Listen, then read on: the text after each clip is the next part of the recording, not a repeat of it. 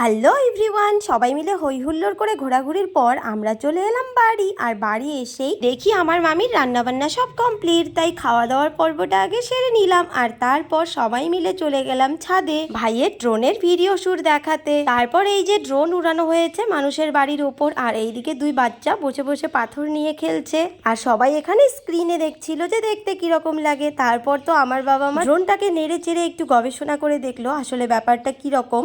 আর তারপর সবাই মিলে চলে এলাম নিচে। আর এদের কারোর বাড়ি যাওয়ার ইচ্ছে ছিল না আজকে, বাট গাড়ি তো পাঠিয়ে দিয়েছে, তাই এখন এদের চলে যেতেই হচ্ছে। জয়ন্তর কারোর যাওয়ার মন নেই, কি বিষয়ে যাইতে হচ্ছে। আমরা এখন বাড়ি যাই।